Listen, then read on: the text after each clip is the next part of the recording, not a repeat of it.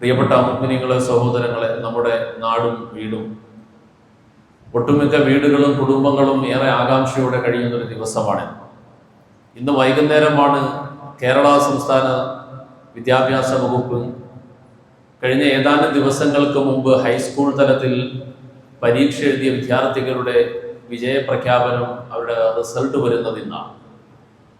തൻ്റെ കുട്ടിയുടെ result എങ്ങനെയാകും, result ഇങ്ങനെയാണ് വരുന്നതെങ്കിൽ ഇന്നതൊക്കെ ചെയ്യണം എന്ന പ്ലാനുകൾ, പദ്ധതികളൊക്കെ ഏകദേശം ഒരു കണക്കുകൂട്ടലിൽ കഴിയാണ് പല കുടുംബങ്ങളും. വലിയ സ്വപ്നങ്ങളുമായിട്ടാണ് ഭൂരിപക്ഷം രക്ഷകർത്താക്കളും ഉണ്ടാവുക. 100 പേരിൽ 90 പേർക്കും മക്കളെ കുറിച്ചുള്ള ആഗ്രഹം എന്താണ് എന്ന് ചോദിച്ചാൽ 100ൽ 90 പേർക്കും പറയാനുണ്ടാവുക ഡോക്ടറാക്കണം, അല്ലെങ്കിൽ എഞ്ചിനീയർ ആക്കണം.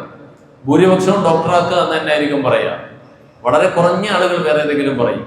പിന്നെ ഒരു ചെറിയ ശതമാനം പറയും ഹാഫിളാക്കണം, ആലിമാക്കണം എന്നൊക്കെ പറയും. ഏതായാലും ഓരോ രക്ഷകർത്താക്കളും വലിയ പ്ലാനുകളും പദ്ധതികളുമായിട്ട് കണക്കുകൂട്ടലുകൾ തുടങ്ങിക്കഴിഞ്ഞു. ഇന്ന് വൈകുന്നേരം മധുരമൊക കൊടുത്തു കഴിഞ്ഞാൽ അത് കഴിഞ്ഞാൽ പിന്നെ അടുത്ത ചിന്തയിലേക്കും അന്വേഷണങ്ങളിലേക്കും തിരിയാം.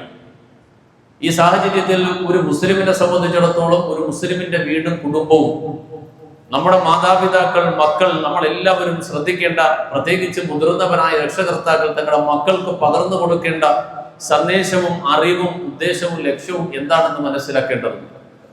പരിശുദ്ധ ദീനുൽ ഇസ്ലാം സന്തോഷങ്ങൾക്കും ആഘോഷങ്ങൾക്കും എല്ലാം പരിധി നിർണ്ണയിച്ചു. എല്ലാ സന്തോഷത്തിനും എല്ലാ കാര്യത്തിനും മാനദണ്ഡങ്ങൾ വെച്ചു. ഏത് സന്തോഷമുണ്ടായാലും ആ സന്തോഷത്തിന്റെ പിന്നിൽ ആദ്യമായിട്ട് ചെയ്യേണ്ടത് ഉടയ തമ്പുരാനെ ശുക്ർ ചെയ്യുക എന്നതാണ്. ഏത് അനുഗ്രഹമുണ്ടായാലും ആദ്യം അതിന് അവസരം നൽകിയ റഹ്മാനായ റബ്ബിനെ സ്തുതിക്കുക എന്നതാണ് ആദ്യമായിട്ട് ഉണ്ടാകേണ്ടത്. ഇന്നാ അഅ്തൈനാകൽ കൗസർ ഫസ്വല്ലി ലിറബ്ബിക വൻഹർ ഇന്ന ശാനിഅക ഹുവൽ അബ്തർ. ഇന്നാ അഅ്തൈനാകൽ കൗസർ. കൗസർ എന്ന അത്യുന്നതമായ മഹോന്നതമായ ഒരു സ്ഥാനവും ഒരു സൗഭാഗ്യവും നബിയുനാ റസൂലുള്ളാഹി സ്വല്ലല്ലാഹു അലൈഹി വസല്ലമ തങ്ങൾക്ക് അല്ലാഹു വാഗ്ദാനം ചെയ്തുകൊണ്ടുള്ള അറിയിപ്പ് കൊടുക്കുമ്പോൾ, ആ അറിയിപ്പ് സന്തോഷം പടച്ചിറപ്പ് നബി തങ്ങൾക്ക് നൽകുമ്പോൾ, ആ സൗഭാഗ്യത്തിന്റെ വിവരം കിട്ടേണ്ട താമസം ഓ നബിയെ അങ്ങ് ചെയ്യേണ്ടത് എന്താ? ആ സൗഭാഗ്യം ലഭിച്ചതിന്റെ പേരിൽ തുള്ളിച്ചാടലും അതിമറക്കലും അമിതമായി സന്തോഷിക്കലുമാണോ? അതോ താങ്കൾ ചെയ്യേണ്ടത് എന്താണ്?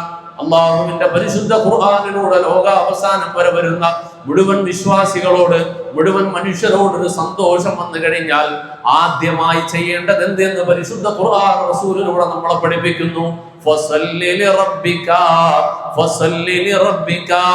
ആദ്യം അല്ലാഹുവിന് സുജൂദ് ചെയ്യലാണ്, നമസ്കരിക്കല. എത്രയോ കുട്ടികളാണ്, എത്രയോ മനുഷ്യരാണ് നാം പിറന്ന അതേ ദിവസം അതേ സമയത്തിൽ, നമ്മുടെ മക്കൾ പിറന്ന അതേ ദിവസം അതേ സമയത്ത് എവിടെയെല്ലാമൊക്കെ ഭൂജാതരായ എത്രയോ ആയിരക്കണക്കിന് മക്കളുണ്ട്. ആ മക്കൾ നമ്മളെപ്പോലെ ഇന്നത്തെ ദിവസം റിസൾട്ട് അറിയുമ്പോ ഒന്നാം സമ്മാനം കിട്ടിയ, ഒന്നാം സ്ഥാനത്തേക്ക് എത്തിയ, എല്ലാ വിഷയത്തിനും A+ കിട്ടിയ മക്കളോടൊപ്പം, അവരോടൊപ്പം അതേ നിമിഷത്തിൽ ജനിച്ച എത്രയോ മക്കള് ഒരു A+ പോയിട്ട് ആ സ്കൂളിന്റെ പടി വരാന്ത പോലും കാണാൻ കഴിയാതെ അവരുടെ വീടുകളിലോ ഏതോ അനാഥാലയങ്ങളിലോ കഴിയുന്ന എത്രയോ മക്കളുണ്ട്. കഴിഞ്ഞ ആഴ്ച നമ്മളൊരു ചെറുപ്പക്കാരന് വേണ്ടി സഹായം നൽകി. 24 വയസ്സ് മാത്രമാണ് പ്രായം. 24 വയസ്സെന്ന പ്രായം ഒരു കുടുംബത്തിന്റെ പ്രതീക്ഷയുടെ സമയമാണ്. ഒരു കുടുംബത്തിന് പ്രതീക്ഷ നൽകുവാൻ തുടങ്ങുന്ന സമയമാണ്. സുബ്ഹാനല്ലാഹ്, കാലില്ലാതെ ജീവിക്കുവാൻ വിധിക്കപ്പെട്ട ജീവിതം.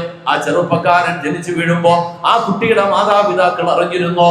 ആ കുട്ടിയുടെ കുടുംബക്കാർ ആ കുട്ടിയുടെ ജന്മത്തിൽ സന്തോഷിക്കുവാൻ വരുമ്പോ വന്ന ആരെങ്കിലും അറിഞ്ഞിരുന്നോ? 24ാമത്തെ വയസ്സെത്തുമ്പോൾ ഒരു കാല് നഷ്ടപ്പെടാൻ പോകുന്ന കുഞ്ഞാണിത്. പടച്ചിറപ്പേ, അള്ളാഹുവിന്റെ വിധി എങ്ങനെയാണ്? ഒരിക്കലും നമ്മൾ വിചാരിക്കുന്നത് പോലെയല്ല, നാം ആഗ്രഹിക്കുന്നത് പോലെയല്ല നാളെയുടെ ഓരോ ചലനങ്ങളും ഉണ്ടാവുക. നാളെ എന്താകും, എങ്ങനെയാകും, ആർക്കും തന്നെ പ്രവചിക്കാൻ കഴിയില്ല. അള്ളാഹു നമുക്ക് നൽകുന്ന ഒരു നിഅമത്തിന്റെ മുമ്പിൽ, ഒരു സൗഭാഗ്യത്തിന്റെ മുമ്പിൽ, ഒരു സന്തോഷത്തിന്റെ മുമ്പിൽ ഭൗതികതയിൽ മാത്രം ഊന്നി നിന്നുകൊണ്ട് മതിമറന്ന് സന്തോഷിക്കലല്ല, ആദ്യം അല്ലാഹു റബ്ബുൽ ആലമീനെ സ്തുതിക്കലാണ്. നമ്മുടെ മക്കളോട് പറഞ്ഞു കൊടുക്കണം. ഇന്ന് ജുമാ കഴിഞ്ഞ് വീട്ടിലേക്ക് പോകുമ്പോൾ ഇന്നത്തെ ദിവസം പത്രത്തിലൂടെ വൈകുന്നേരം റിസൾട്ട് വരുമെന്നറിഞ്ഞപ്പോൾ തന്നെ ഏറ്റവും മുന്തിയനും മധുരം വാങ്ങണം, ഇന്നയാളിന് എത്ര രൂപയുടെ ചോക്ലേറ്റ് കൊടുക്കണം, ഇന്ന സ്ഥലത്ത് പോകണം, ഇന്ന സ്ഥലത്ത് പോയിട്ട് ഇന്ന സന്തോഷം പ്രകടിപ്പിക്കണം, ഇതൊക്കെ പ്ലാൻ ചെയ്തിട്ടുണ്ടാകും. എന്നാൽ ഭൂരിപക്ഷം പേരും ഇത് പ്ലാൻ ചെയ്തിട്ടുണ്ടാവില്ല. ഇസ്ലാം പറഞ്ഞൊരു മുസ്ലിമിന്റെ വീടാണെങ്കിൽ, ഒരു മുസ്ലിമിന്റെ കുട്ടിയാണെങ്കിൽ ആ കുട്ടിയോട് മാതാപിതാക്കൾ പറഞ്ഞു കൊടുക്കേണ്ടത്, മാതാപിതാക്കൾ ചെയ്യേണ്ടത് അത് ഭൂരിപക്ഷത്തിനും അറിയുകയില്ല. ആദ്യമായിട്ട് റിസൾട്ട് അറിഞ്ഞു കഴിഞ്ഞാൽ ഏത് സന്തോഷം ഈ റിസൾട്ട് മാത്രമല്ല, ജീവിതത്തിൽ പ്രതീക്ഷയോടെ, ആകാംക്ഷയോടെ കാത്തിരിക്കുന്ന, ജിജ്ഞാസയോടെ ഉള്ള ഏതൊരു റിസൾട്ട് വരുമ്പോഴും താൻ ആഗ്രഹിച്ചതുപോലെ പടച്ചറപ്പിന്റെ ദീനിന് ഗുണകരമായ രൂപത്തിലൂടെ ഈ ദുനിയാവും ആഖിറവും ഗുണകരമാക്കാൻ പറ്റുന്ന രൂപത്തിലൂടെ ഒരു വിജയം കിട്ടിക്കഴിഞ്ഞാൽ ആദ്യമായിട്ട് അവൻ ചെയ്യേണ്ടത് ലക്കൽ ഹംദു യാ അല്ലാഹ് വലക്കശ് ശുക്റു യാ അല്ലാഹ്. പടച്ചവനെ, നിനക്കാണ് സർവ്വസ്തുതിയും അല്ലാഹ്. നീ തന്ന ബുദ്ധി, നീ തന്ന കഴിവ്, നീ തന്ന അറിവ്, നീ തന്ന സാമർത്ഥ്യം, അതുകൊണ്ട് മാത്രമാണ് നിനക്ക് നേടാനായത് റബ്ബേ. ഈ ബോധം നമുക്കുണ്ടാകണം, നമ്മുടെ മക്കൾക്ക് പകർന്നു കൊടുക്കാനുണ്ടാകണം. അതുകൊണ്ട് ഹബീബുന മുഹമ്മദ് റസൂൽ പറഞ്ഞത്, നിങ്ങളുടെ മക്കളെ നിങ്ങൾ ആദ്യം പഠിപ്പിക്കുമ്പോൾ ആദ്യത്തെ അറിവ് നിങ്ങൾ കൊടുക്കേണ്ടത് അല്ലാഹുവിനെ കുറിച്ചാണ്. ആദ്യമായി നിങ്ങൾ അക്ഷരജ്ഞാനം കൊടുക്കുമ്പോ പരിശുദ്ധ ഖുർആനിന്റെ അറിവ് നിങ്ങൾ കൊടുക്കണേ. ആദ്യമായി പകർന്നു കൊടുക്കേണ്ട അറിവ് അല്ലാഹ്, ആ റഹ്മാനായ റബ്ബിനെ കുറിച്ചാണ് കൊടുക്കേണ്ടത്. ഒരു കുഞ്ഞ് പിറന്നു കഴിഞ്ഞാൽ ആ കുഞ്ഞിനെ എടുത്ത് തന്റെ ഒക്കത്തേക്ക് പിടിച്ചിട്ട് വലത് ചെവിയിൽ ആദ്യമായി കൊടുക്കാൻ പറഞ്ഞത് അല്ലാഹു അക്ബർ, അല്ലാഹു അക്ബർ. ആദ്യമായിട്ട് ആ കുഞ്ഞിന്റെ കാതിലേക്ക്, ആ കുഞ്ഞിന്റെ ശ്രവണപുടത്തിലൂടെ ഉള്ളിലേക്ക് പതിപ്പിക്കപ്പെടേണ്ടത് അല്ലാഹു എന്ന ഉടമസ്ഥനായ റബ്ബിന്റെ നാമമാണ്. ഏത് സന്തോഷത്തിന്റെ ഘട്ടത്തിലാകട്ടെ, ഏത് ദുഃഖത്തിന്റെ ഘട്ടത്തിലാകട്ടെ, ആദ്യമായിട്ട് ആ മനസ്സിലേക്ക് എത്തേണ്ടത് അല്ലാഹ്, ഈ ലോകത്തിന്റെ ഉടമസ്ഥനായ റബ്ബറിയാതെ ഒരു ഖൈറും ഉണ്ടാകില്ല, ഒരു ശർറും ഉണ്ടാകില്ല. എനിക്ക് സന്തോഷം ഉണ്ടായാൽ അത് എന്റെ റബ്ബിന്റെ തീരുമാനമാണ്. അവൻ എനിക്ക് സന്തോഷം നൽകാൻ വേണ്ടി തീരുമാനിച്ചു. അൽഹംദുലില്ലാഹ്, ലക്കൽ ഹംദു യാ അല്ലാഹ്, നിനക്കാണ് സർവ്വസ്തുതിയും റബ്ബേ. ലക്കൽ ശുക്റു യാ അല്ലാഹ്, നിനക്കാണ് സർവ്വ നന്ദിയും. പടച്ചവനെ, സുജൂദിലേക്ക് വീഴണം. പള്ളിയിലേക്ക് എത്താൻ പറ്റുമെങ്കിൽ പള്ളിയിലേക്ക് വരണം. 2 റക്അത്ത് സുന്നത്ത് നമസ്കരിക്കണം. പടച്ചറപ്പിന് വേണ്ടിയിട്ട് ശുക്റിന്റെ നമസ്കാരം നിർവഹിക്കണം. എന്നിട്ട് പടച്ചറപ്പിനോട് അങ്ങേയറ്റം കീഴൊതുങ്ങിക്കൊണ്ട് നന്ദിയോടുകൂടി ദുആ ചെയ്യണം. പടച്ചവനെ, ഇനി എനിക്ക് ഒരുപാട് ഉയർച്ച തരണേ അല്ലാഹ്. മാതാപിതാക്കള്, ഉപ്പമാര് കാണിച്ചു കൊടുക്കേണ്ട മാതൃക അതാണ് ആദ്യമായി കൊടുക്കേണ്ടത്. ആദ്യമായി ചെയ്യേണ്ടത് അതാണ്. പടച്ചറപ്പിന്റെ മുമ്പിൽ സുജൂദ് ചെയ്യണം. ഉമ്മമാരോട് പറയണം, പെൺമക്കളാണെങ്കിൽ അവരോട് പറയണം. റിസൾട്ട് അറിഞ്ഞാൽ നിങ്ങൾ ആദ്യം ചെയ്യേണ്ടത് പള്ളിയിൽ പോകാൻ, നിങ്ങൾ റിസൾട്ട് അറിഞ്ഞാൽ ആദ്യം ചെയ്യേണ്ടത് ഉളൂ ചെയ്ത് മുസല്ലയിലേക്ക് കയറിയിട്ട് നമസ്കരിക്കണം. അത് കഴിഞ്ഞാൽ വൻഹർ, ബലിയറുത്ത് കൊടുക്കുക എന്നതാണ്.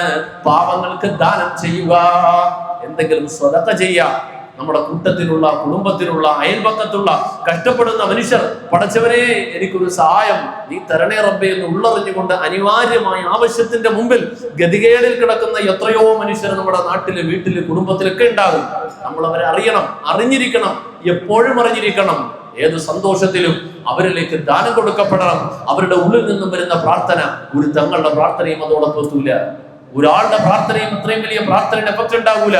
അർഹതപ്പെട്ട ആളുകൾക്ക് സദഖ കൊടുക്കണം, മക്കളെ കൊണ്ട് കൊടുപ്പിക്കണം. മാതാപിതാക്കൾക്ക് മക്കൾക്ക് കൊടുക്കേണ്ട മാതൃക ഏതാണ്? ഒരു സന്തോഷം ഉണ്ടായാൽ മോനെ ആദ്യം ചെയ്യേണ്ടത് എന്താ? പടച്ചവന്റെ മുമ്പിൽ സുജൂദ് ചെയ്യണം. ഈ നിഅമത്ത് നൽകി അല്ലാഹുവിനോട് ശുക്ർ ചെയ്യണം. ശുക്ർ ചെയ്ത് നമസ്കരിച്ച് അത് കഴിഞ്ഞാൽ ക്യാഷ് ഒരു 100 രൂപ എടുത്ത് അവന്റെ കയ്യിൽ കൊടുക്കുക. കഴിഞ്ഞാൽ കൂടുതൽ കൊടുക്കാൻ കഴിയുമെങ്കിൽ അങ്ങനെ അവന്റെ കയ്യിലേക്ക് കൊടുക്കണം.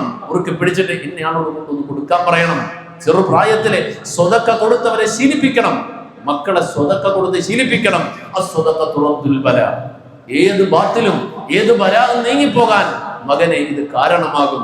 നിന്റെ വിജയത്തിൽ പലപ്പോഴും പറയാറുണ്ടല്ലോ, അവൻ നല്ല വിജയം നേടിയപ്പോ ആളുകൾ കണ്ണേർ വിട്ട് കിടത്തി കളഞ്ഞു. ഒരു കണ്ണേറോനെ പോലെ സ്വതക്കയിലൂടെ എല്ലാ ശർറും നീങ്ങിപ്പോകും. സ്വതക്ക കൊടുത്തവനെ ശീലിപ്പിക്കണം. നിങ്ങൾ അറുത്തു കൊടുക്കൂ എന്നാണ് പറഞ്ഞത്. കഴിയുമെങ്കിൽ അങ്ങനെയാ ചെയ്യേണ്ടത്. കൂടുതലായി ജനങ്ങൾക്ക് എന്തെല്ലാം സ്വതക്ക കൊടുക്കാനും സഹായിക്കാനും കഴിയുമോ അതാ ചെയ്യേണ്ടത്. ഞാൻ പറഞ്ഞത് ആദ്യമായി ഇന്ന് റിസൾട്ട് നമ്മൾ പ്രതീക്ഷിക്കുമ്പോൾ റിസൾട്ട് കേട്ടാൽ ആദ്യം ചെയ്യേണ്ടത് പടച്ചവനിലേക്ക് മടങ്ങണം, സ്വതക്ക ചെയ്യണം. കഴിഞ്ഞ് പിന്നെ നമ്മുടെ ആലോചനകൾ വലിയ സ്വപ്നങ്ങളാണ്. തന്റെ മകനെ ഓൾ ഇന്ത്യ മെഡിക്കൽ ഇൻസ്റ്റിറ്റ്യൂട്ടിൽ അഡ്മിഷൻ എടുത്ത് അവിടെ പഠിപ്പിക്കാൻ കഴിയുമോ, അതിനു വേണ്ടിയിട്ടുള്ള ആലോചനയാണ്. നല്ലത് തന്നെയാണ്, ആലോചിക്കാം, അന്വേഷിക്കാം, പരിശ്രമിക്കാം, അതിനു വേണ്ടിയിട്ടൊക്കെയാകാം. പക്ഷെ ഒറ്റ ചിന്ത മാത്രമാകരുത് എന്ന് മാത്രമേ നമുക്ക് പറയാനുള്ളൂ. അതാണ് ഒരു മുസ്ലിമിന്റെ വീട് തീരുമാനിക്കേണ്ടത്. നമ്മുടെ ഭൗതികതയിൽ ഊന്നിയ ലക്ഷ്യം മാത്രമാകരുത്. പുതിയ അന്വേഷണത്തിൽ മേച്ചിൽപ്പുറങ്ങൾ തേടുമ്പോൾ, നമ്മുടെ മക്കൾക്ക് വേണ്ടിയിട്ടുള്ള പുതിയ പഠന സൗകര്യങ്ങൾ അന്വേഷിക്കുമ്പോൾ ഒരൊറ്റ ലക്ഷ്യത്തിൽ മാത്രമായി പോകരുത്. നാടും സമൂഹവും പറയുന്ന ഒരു ദിശയിലൂടെ മാത്രം സഞ്ചരിക്കുന്നവരാകരുത്. പരിശുദ്ധ ഖുർആൻ അടുത്ത മാസം ലോകവിശ്വാസികളുടെ പ്രതിനിധികൾ സംഗമിക്കുന്ന ഹജ്ജിന്റെ പരിശുദ്ധമായ കർമ്മം, ആ ഹജ്ജിന്റെ കർമ്മം കഴിഞ്ഞ് അവസാനിച്ച് ജനങ്ങൾ എല്ലാവരും പിരിയാൻ തുടങ്ങിക്കഴിഞ്ഞാൽ പിന്നീടുള്ള കാര്യങ്ങളെ കുറിച്ച് പറയാം. നിങ്ങളെ ഹജ്ജ് കർമ്മവുമായി ബന്ധപ്പെട്ട്, നിങ്ങളുടെ ഹജ്ജ് കർമ്മത്തിന്റെ പൂർത്തീകരണവുമായി ബന്ധപ്പെട്ട കാര്യങ്ങൾ പറയുമ്പോൾ അള്ളാഹുവിന്റെ വിശുദ്ധ ഖുർആൻ ഒരു വിഭാഗം ആളുകളെ എടുത്തു പറയുന്നു. ജനങ്ങളിൽ ചില ആളുകളുണ്ട് ഹജ്ജ് കർമ്മം കഴിഞ്ഞ നാട്ടിലേക്ക് എത്തി ഹജ്ജുമായി ബന്ധപ്പെട്ട വിഷയങ്ങളൊക്കെ പറയുമ്പോൾ അല്ലാഹു പറയുന്നു, ചില ആളുകളുണ്ട് അവരുടെ പ്രാർത്ഥന എന്തെന്നറിയുമോ? റബ്ബനാ ആതിനാ ഫിദ്ദുനിയ, റബ്ബനാ ആതിനാ ഫിദ്ദുനിയ. അല്ലാഹുവേ, പടച്ചറപ്പേ, ദുനിയാവിൽ എനിക്ക് ഇന്നതൊക്കെ തരണേ അല്ലാ. ഒരുപാട് ദുആ ചെയ്യാനുണ്ടാകും, ഒരുപാട് സ്വപ്നങ്ങൾ, ആവശ്യങ്ങൾ, ആഗ്രഹങ്ങൾ ഒരുപാടുണ്ടാകും. റബ്ബനാ ആതിനാ ഫിദ്ദുനിയ, ദുനിയാവിൽ തനിക്ക് വേണ്ട ആവശ്യങ്ങൾ എന്തെല്ലാം ഉണ്ടോ അതിനുവേണ്ടി ഉള്ളറിഞ്ഞുകൊണ്ട് ദുആ ചെയ്യും. ദുനിയാവിന്റെ കാര്യം മാത്രമേ അവർ ദുആ ചെയ്യൂ. ദുനിയാവ് മാത്രമാണ് അവരുടെ മുമ്പിലുള്ള ലക്ഷ്യം. ആവശ്യങ്ങൾ ദുനിയാവിൽ മാത്രം കെട്ടുപിടഞ്ഞ് കിടക്കുന്നതാണ്. എന്നാൽ അങ്ങനെയുള്ള ആളുകൾ പ്രാർത്ഥനയുമായി, ആ ചിന്തയുമായി, ആലോചനയുമായി നടക്കുന്ന ആളുകൾ അറിയുമോ? അവരറിയട്ടെ, വമാലഹു ഫിൽ ആഖിറതി മിൻ ഖലാഖ്, അവര് മരണാനന്തരം ഒരു ജീവിതമുണ്ട്. ആ കുഞ്ഞ് ഒരു മനുഷ്യൻ ആരാകട്ടെ, ഒരല്പനാള് കഴിഞ്ഞാൽ ഈ ലോകത്തോട് യാത്ര പറയുന്ന ഒരു കാലം വരും. അന്ന് ആഖിറത്തിലേക്ക് എത്തപ്പെട്ട് കഴിഞ്ഞാൽ ദുനിയാവ് മാത്രം ലക്ഷ്യമാക്കി ജീവിച്ചൊരു മനുഷ്യൻ, വമാലഹു ഫിൽ ആഖിറതി മിൻ ഖലാഖ്, ആഖിറത്തിൽ അവന് ഒരു ഓഹരിയും തന്നെ ഇല്ല, ഒരു നേട്ടവും തന്നെ ആഖിറത്തിലില്ല. എന്നാൽ അടുത്തൊരു കൂട്ടത്തിനെ കുറിച്ച് പറയുന്നു, വമിൻഹും മൻ, എന്നാൽ മറ്റൊരു വിഭാഗം ആളുകളുണ്ട്, അടുത്തൊരു വിഭാഗം ആളുകളുണ്ട്. അവരെങ്ങനെയാണെന്നറിയുമോ? അവര് പറയുന്നത്, യഖൂലു റബ്ബനാ ആതിനാ ഫിദ്ദുനിയാ ഹസന, പടച്ചവനെ, ദുനിയാവിൽ ഞങ്ങൾക്ക് എല്ലാ ഹസനാത്തുകളും സന്തോഷങ്ങളും നന്മകളും തരണേ അല്ലാ. വഫിൽ ആഖിറതി ഹസന, ആഖിറത്തിലും അതുപോലെ സന്തോഷവും സൗഭാഗ്യങ്ങളും തരണേ അല്ലാ. പലപ്പോഴും ദുആകളുടെ പ്രാർത്ഥനകളുടെ അവസാനത്തെ പ്രാർത്ഥനയാണ് റബ്ബനാ ആതിനാ ഫിദ്ദുനിയാ ഹസന വഫിൽ ആഖിറതി ഹസന വഖിനാ അദാബന്നാർ, നരകത്തിൽ നിന്ന് കാക്കുകയും ചെയ്യണേ അല്ലാ. ഒരു മിനിറ്റ് കിട്ടുന്ന പ്രാർത്ഥനയുടെ സന്ദർഭങ്ങൾ, ഒരു മിനിറ്റ് അല്ലെങ്കിൽ കേവലം നിമിഷങ്ങൾ മാത്രം അവസരം നൽകപ്പെട്ട ഏറ്റവും സങ്കീർണമായ തിരക്കുള്ള ഒരു സ്ഥലത്ത് അവിടെയും പ്രാർത്ഥിക്കുമ്പോൾ ഈ ഒരൊറ്റ പ്രാർത്ഥന മതി. 100 കാര്യങ്ങൾ എണ്ണി പറയുന്നതിനേക്കാളും എല്ലാം സമ്പൂർണമായ പ്രാർത്ഥനയാണ് ഖുർആൻ പഠിപ്പിക്കുന്ന പ്രാർത്ഥന. റബ്ബനാ ആതിനാ ഫിദ്ദുനിയാ ഹസന, അല്ലാഹു ദുനിയാവിൽ എല്ലാ ഖൈറുകളും എനിക്ക് തരണേ അല്ലാഹ്. ഞാൻ ആഗ്രഹിക്കുന്ന എല്ലാ ഹലാലായ സന്തോഷങ്ങളും ഒക്കെ തരണേ പടച്ചവനെ. വഫിൽ ആഖിറതി ഹസന, ആഖിറത്തിലും ഇതുപോലുള്ള ഖൈറുകളും തരണേ അല്ലാഹ്. 2 സന്തോഷമായാൽ പിന്നെ ഏറ്റവും ഭയപ്പെടേണ്ട നരകം, ആ നരകത്തിൽ നിന്ന് രക്ഷപ്പെടുത്തുകയും ചെയ്യണേ റഹ്മാനെ. ഇതാണ് ഒരു കൂട്ടരുടെ പ്രാർത്ഥന. എന്നാൽ വേറൊരു കൂട്ടരുടെ പ്രാർത്ഥന, ദുനിയാവിലെല്ലാം ഖൈറും തരണേ പടച്ചവനെ ദുആ ചെയ്യും. അവർക്ക് ആഖിറത്തിൽ ഒന്നും തന്നെ ഇല്ല, അവർക്ക് അത് മാത്രമേ ഉള്ളൂ. 2 ആഗ്രഹിക്കുന്ന ആളുകൾ, നരകത്തിനെ തൊട്ട് കാവൽ തേടുകയും ചെയ്യുന്ന ആളുകൾ, ഉലൈക ലഹും നസീബും മിമ്മാ കസബൂ, ഉലൈക ലഹും നസീബും മിമ്മാ കസബൂ, അവർക്കാണ് അവരുടെ അധ്വാനത്തിന്റെ വിഹിതം. അവരെന്താണോ അധ്വാനിച്ചത്, ആ അധ്വാനിച്ചതിന്റെ വിഹിതമാണ് അവർക്ക് നൽകപ്പെടുന്നത് നാളെ പരലോകത്ത്. അല്ലാഹു ഉന്നതമായ സ്വർഗ്ഗം നൽകപ്പെടുന്ന, ഉന്നതമായ ദർജകൾ നൽകപ്പെടുന്ന സജ്ജനങ്ങളിൽ നമ്മളെല്ലാവരെയും ഉൾപ്പെടുത്തി അനുഗ്രഹിക്കുമാറാകട്ടെ. നമ്മുടെ മക്കൾ നാളെയുടെ വാഗ്ദാനങ്ങൾ മാത്രമല്ല, അവരാണ് നമ്മുടെ നീക്കിയിരിപ്പ്. കഴിഞ്ഞ ആഴ്ചകളിലൊക്കെ ഞാൻ പറഞ്ഞല്ലോ, ഒരാൾ മരണപ്പെട്ട് കഴിഞ്ഞാൽ അവന് വേണ്ടിയിട്ട് ബാക്കിയാകുന്ന കാലാകാലം അവന് പ്രതിഫലം ബാക്കിയാക്കപ്പെടുന്ന 3 ഓഹരികളിൽ ഒരു ഓഹരി വലദുൻ സ്വാലിഹുൻ യദഉ ലഹു, വലദുൻ സ്വാലിഹുൻ യദഉ ലഹു, വലദുൻ യദഉ ലഹു എന്നല്ല, പ്രാർത്ഥിക്കുന്ന മകൻ എന്നല്ല, വലദുൻ സ്വാലിഹുൻ യദഉ ലഹു. എന്തിനാ സ്വാലിഹുൻ എന്നൊരു വാക്കോടെ ചേർത്തത്? വലദുൻ സ്വാലിഹുൻ യദഉ ലഹു, സ്വാലിഹായ സന്താനം, അതാണ് ഓഹരിയായിട്ട് ബാക്കിയുണ്ടാവുക. സമ്പത്ത്, ദീനിന്റെ മാർഗത്തിൽ സ്വതക്ക ചെയ്ത സമ്പത്ത്. രണ്ടാമത് അവൻ പഠിപ്പിച്ചു കൊടുത്ത അറിവ്, ജനങ്ങൾക്ക് ഉപകാരപ്രദമായി നൽകപ്പെട്ട അറിവ്. മൂന്നാമത് അവന്റെ മകൻ, കുട്ടി, അവന്റെ സന്തോഷത്തിന് വേണ്ടിയിട്ട് അള്ളാഹു ബാക്കിയാക്കുന്ന സ്വാലിഹീങ്ങളായ മക്കൾ. ഈ 3 എണ്ണമാണ് അവന് ബാക്കിയാകുന്ന ഓഹരി. സ്വാലിഹായ ഒരു സന്താനം. സ്വാലിഹായ സന്താനം ഉണ്ടാകണമെങ്കിൽ മകൻ ജനിച്ചതിന് ശേഷമുള്ള പ്രാർത്ഥന കൊണ്ട് മാത്രം പറ്റൂല, അത് കുറെ മുമ്പേ ആലോചിക്കണം. വിവാഹത്തിന് ഇണകളെ തിരഞ്ഞെടുക്കുന്ന സമയം മുതൽ ആലോചിക്കേണ്ട കേസുണ്ട് അതിനകത്ത്. ഇനി വിവാഹത്തിന്റെ ഘട്ടം, അത് കഴിഞ്ഞാലുള്ള ഘട്ടം, ദാമ്പത്യ ജീവിതം ആരംഭിക്കുന്ന ഘട്ടം, അത് കഴിഞ്ഞിട്ട് ആ മക്കൾക്ക് കൊടുക്കുന്ന ഓരോ ഇറക്ക് പാനീയവും ഓരോ ഉരുള ഭക്ഷണവും അത് നൽകപ്പെടുവാൻ വേണ്ടിയിട്ട് തിരഞ്ഞെടുക്കുന്ന സമ്പാദ്യം, ഇതെല്ലാം അതിന്റെ അവിഭാജ്യ ഘടകങ്ങളാണ്. ഇതെല്ലാം ചേർന്ന് വരുമ്പോഴാണ് വലതും സ്വാലിഹും ഉണ്ടാവുക. എല്ലാം കൂടെ ചേർന്ന് വരണം, അപ്പോഴേ സ്വാലിഹായ സന്താനങ്ങൾ ഉണ്ടാവും. പക്ഷെ അത് മറ്റൊരു അവസരത്തിൽ നമുക്ക് പറയാം. വിവാഹം പരിശുദ്ധ ഇസ്ലാം വളരെയധികം വിശാലമായിട്ട് പഠിപ്പിച്ച ഒരുപാട് അർത്ഥതലങ്ങൾ ഉൾക്കൊള്ളുന്ന ഒരു വലിയ അധ്യായമാണ്, ഈ ഒരു വിഷയമാണ് വിവാഹവും ജീവിതവും ഒക്കെ. അത് ജീവിതത്തിന്റെ എല്ലാ മേഖലകളും ടച്ച് ചെയ്ത് നിൽക്കുന്നതാണ്. ആ വലതും സ്വാലിഹും അള്ളാഹുവിന്റെ മാർഗത്തിലായി ദീനനുസരിച്ച് ജീവിക്കുന്ന മാതാപിതാക്കൾക്ക് വേണ്ടി ദുആ ചെയ്യുന്ന ഉപകരിക്കുന്ന സന്താനങ്ങൾ, ആ സന്താനങ്ങൾക്ക് വേണ്ടി നമ്മൾ എല്ലാവരും ദുആ ചെയ്യുന്നു, ആഗ്രഹിക്കുന്നു, പരിശ്രമിക്കുന്നു. എന്നാലും പലപ്പോഴും നമുക്കൊക്കെ പരിഭവം ഉണ്ടാകും. എന്നിട്ടും ഉദ്ദേശിച്ചതുപോലെ ആയില്ലല്ലോ, ആഗ്രഹിച്ചതുപോലെ ആയില്ലല്ലോ എന്ന് പലപ്പോഴും പരിഭവം പറയും. ആ പരിഭവത്തിൽ കാര്യമില്ല. നാം എത്രത്തോളം അവർക്ക് വേണ്ടിയിട്ട് അധ്വാനിച്ചു, നാം അവർക്ക് വേണ്ടി സ്വപ്നം കണ്ടത്, നാം അവർക്ക് വേണ്ടിയിട്ട് ഒരുക്കിയ പദ്ധതികൾ എന്തെല്ലാമാണ്, ഇതെല്ലാം കൂടി ചേർന്നുകൊണ്ടാണ് അതിന്റെ റിസൾട്ടായിട്ട് തിരിച്ചു വരിക. ഒരിക്കൽ ഒരു പള്ളിയിൽ കഴിയുമ്പോൾ, പള്ളിയിൽ തന്നെ പലപ്പോഴും കഴിഞ്ഞുകൂടി പള്ളിയിൽ കരഞ്ഞ് കഴിഞ്ഞിരുന്ന ഒരു പിതാവ്, ആ പിതാവ് പലപ്പോഴും പള്ളിയിൽ തന്നെയുണ്ട്, നോമ്പ് സമയത്തും പള്ളിയിൽ തന്നെയുണ്ട്, ഭക്ഷണമൊന്നും കഴിക്കാനില്ല. ഉസ്താദുമാർ കൊണ്ടുവരുന്ന ഭക്ഷണത്തിന്റെ വിഹിതം എന്തെങ്കിലും ബാക്കിയുണ്ടെങ്കിൽ അത് വിളിച്ചു കൊടുക്കും. അങ്ങനെ ഭക്ഷണമൊക്കെ കഴിച്ചുകൊടുക്കുക. കേട്ടത് ആ മനുഷ്യൻ വലിയ സമ്പന്നനായിരുന്നു, വലിയ കോടീശ്വരനായിരുന്നു. അത് എത്രയോ വർഷങ്ങൾക്ക് മുമ്പ് 1980 സമയത്ത് 1980കളിൽ ഇന്ത്യൻ മണി 1.5 ലക്ഷം രൂപയുടെ സാലറി വാങ്ങിയിരുന്ന മനുഷ്യനാണ്. അബുദാബിയിലെ ഡിഫൻസിലെ ഉന്നത ഉദ്യോഗസ്ഥനായിരുന്നു, വലിയ സ്ഥാനത്ത് കഴിഞ്ഞ ആളായിരുന്നു. ആ മനുഷ്യത്തിന്റെ വാർദ്ധക്യത്തിന്റെ സാഹചര്യങ്ങൾ വളരെയധികം മോശം. 2 മക്കള്, ഒരാൾ അമേരിക്കയിലാണ്, ഒരാൾ ദുബായിലാണ്. 2 മക്കളെ കുറിച്ച് അന്വേഷിക്കുമ്പോൾ മക്കൾക്ക് അന്ന് അക്കാലഘട്ടത്തിൽ കേരളത്തിൽ ലഭിച്ച വിദ്യാഭ്യാസത്തിൽ ഏറ്റവും മുന്തിയ വിദ്യാഭ്യാസമാണ് കൊടുത്തത്. ഡൊണേഷൻ 1981, 82 സമയത്ത് അന്ന് 1 ലക്ഷം രൂപ, അന്നത്തെ 1 ലക്ഷം രൂപ മുടക്കിയിട്ട് 1 വർഷം പഠിപ്പിച്ച കുട്ടികളാണ്. അന്ന് ഏറ്റവും വലിയ ഫിലിം സ്റ്റാറുകളും ഏറ്റവും വലിയ VVIPകൾ അവരുടെ മക്കളെ പഠിപ്പിച്ച കലാലയത്തിൽ, വിദ്യാലയത്തിലാണ് മക്കളെ പഠിപ്പിച്ചത്. ആ മക്കളെ രാവിലെ സുബഹി കഴിയുമ്പോഴേ വിടുവായിരുന്നു, ഒക്കെ പഠിപ്പിച്ചു, വലിയ വിദ്യാഭ്യാസം കൊടുത്ത് വലിയ നിലവാരത്തിലൊക്കെ എത്തിച്ചു. എന്നിട്ട് ആ മക്കളെ കുറിച്ച് എപ്പോഴും പ്രാക്കാണ്, എപ്പോഴും ശപിക്കുകയാണ്. ആ മക്കൾക്കെതിരെ ഇങ്ങനെ ദുആ ചെയ്തുകൊണ്ടേയിരിക്കുകയാണ്. അവൻ എങ്ങനെയായിപ്പോട്ടെ, അവൻ ഇങ്ങനെ ആയിപ്പോട്ടെ എന്ന് പറഞ്ഞ് ഇങ്ങനെ പറഞ്ഞുകൊണ്ടേയിരിക്കുകയാണ്. ഒരു ദിവസം ചോദിച്ചു, എന്താണ് ഇപ്പൊ നിങ്ങൾ ഇങ്ങനെ ആ മക്കളെ ശപിക്കുക? എന്റെ ഈ കഷ്ടതയുടെ കാലം അവർ കാണുന്നില്ലല്ലോ എന്ന് പറഞ്ഞു. എല്ലാം നിങ്ങൾ കൊടുത്തു, എല്ലാം നിങ്ങൾ പഠിപ്പിച്ചു, ഒരുപാട് നിങ്ങൾ ചെലവഴിച്ചു, നിങ്ങൾ എപ്പോഴെങ്കിലും നിങ്ങൾ ആരാണെന്ന് അവരെ പഠിപ്പിച്ചിരുന്നു എന്ന് ചോദിച്ചു. നിങ്ങളെല്ലാം പഠിപ്പിച്ചപ്പോൾ 1 ലക്ഷം രൂപ ഫീസ് കൊടുത്തിട്ട് മകനെ അന്ന് 82ൽ പഠിപ്പിക്കാൻ തയ്യാറായപ്പോൾ ഇതിനിടയിൽ ഏതെങ്കിലും ഒരു ദിവസം നിങ്ങൾ ആരാണെന്ന് ആ കുട്ടിയെ നിങ്ങൾ പഠിപ്പിച്ചോ എന്ന് ചോദിച്ചു. നേരം കിട്ടിയില്ല, രാവിലെ ബസ് വരൂലേ എന്ന് ചോദിച്ചു. അത് രാവിലെ അല്ല, വൈകുന്നേരം എപ്പോഴാണെങ്കിലും ബസ് വരുമ്പോൾ വിട്ടോളേ. ഇതിനിടയിലെങ്കിലും സമയം കിട്ടിയപ്പോൾ നിങ്ങൾ ആരാണെന്ന് ആ കുട്ടിയെ നിങ്ങൾ പഠിപ്പിച്ചിരുന്നെങ്കിൽ ഇന്ന് ആ മക്കളെ ഇതുപോലെ തെറി പറയേണ്ടി വരുമായിരുന്നില്ല. പഠിപ്പിച്ചു എന്നത് കൊണ്ട് കാര്യമില്ല. പഠിപ്പിക്കപ്പെടേണ്ടത് എന്താണ്? അതാണ് ആദ്യം പഠിപ്പിക്കേണ്ടത്. ആദ്യം പഠിപ്പിക്കേണ്ടത് സൃഷ്ടാവിനെ കുറിച്ചാണ്. അത് കഴിഞ്ഞാൽ ആ സൃഷ്ടാവിന്റെ ഭൂമിയിലെ പ്രതീകങ്ങളായിട്ടുള്ള, ആ സൃഷ്ടാവിന്റെ പ്രതിബിംബങ്ങളെ പോലെ ഭൂമിയിൽ ആദരിക്കപ്പെടേണ്ട മാതാപിതാക്കളെ കുറിച്ചാണ്. അത് കഴിഞ്ഞ് സൃഷ്ടാവിനെയും മാതാപിതാക്കളെയും എങ്ങനെ ബഹുമാനിക്കണമെന്ന് പഠിപ്പിക്കേണ്ട അധ്യാപകരെ കുറിച്ചാണ്, ഉസ്താദുമാരെ കുറിച്ചാണ്, പരിശുദ്ധ ഖുർആനിന്റെയും ഹദീസിന്റെയും അറിവുകളെ കുറിച്ചാണ്. ആത്മീയമായ അറിവുകളാണ് പഠിപ്പിക്കപ്പെടേണ്ടത്.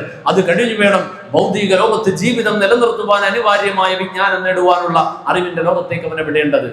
അങ്ങനെ നയിക്കുമ്പോഴും ഓരോ ഘട്ടത്തിലും ഓരോ ചുവട്ടടികൾ വെക്കുമ്പോഴും അവന് വേണ്ടി തിരഞ്ഞെടുക്കുന്ന കലാലയം ഏതാണ്, എന്താണ് അവിടുത്തെ അന്തരീക്ഷം, അവിടെയുള്ള കുട്ടികൾ ആദ്യം അവിടെ എത്തുമ്പോൾ എങ്ങനെയാണ്, ഏത് കൾച്ചറിലാണ് അവിടെ കുട്ടികൾ വരുന്നത്, ആ കുട്ടികൾ 5 വർഷം കഴിഞ്ഞ് ആ സ്കൂളിൽ നിന്ന് പുറത്തേക്ക് വരുമ്പോൾ, ആ കലാലയത്തിൽ നിന്ന് പഠിച്ചു പൂർത്തിയായി പുറത്തേക്ക് വരുമ്പോൾ വന്ന കുട്ടികളിൽ ഭൂരിപക്ഷത്തിന്റെയും രീതിയും ചിന്തയും രാഷ്ട്രീയവും ചിന്താഗതിയും താല്പര്യങ്ങളും എങ്ങനെയാണ് പ്രവർത്തിച്ചു കൊണ്ടിരിക്കുക, റിസൾട്ട് ഒന്ന് വിലയിരുത്താൻ കഴിയണം. നമുക്കിന്ന് സുപരിചിതമാണ്. ചില കോളേജുകളെ കുറിച്ച് പറഞ്ഞാൽ, ചില ക്യാമ്പസുകളെ കുറിച്ച് പറഞ്ഞാൽ അവിടെ ഇന്ന സംഘടനയുടെ, ഇന്ന പാർട്ടിയുടെ, ഇന്ന വിദ്യാർത്ഥി യൂണിയന്റെ സ്വാധീനമുള്ള അവരുടെ ആസ്ഥാനമാണ് അത് എന്ന് പറയും, ഇല്ലേ? നമുക്കൊക്കെ അറിയാം, അത് ഇന്ന സംഘടനയുടെ ആസ്ഥാനമാണെന്ന് പറയും. എന്ന് പറഞ്ഞാൽ അവിടെ അതിന് നേരെ എതിരിൽ നിൽക്കുന്ന ഒരാളാണ് അവിടെ ചെല്ലുന്നതെങ്കിലും ഒരു പക്ഷേ പതുക്കെ അതിലോട്ടങ്ങ് ആയി പോകും.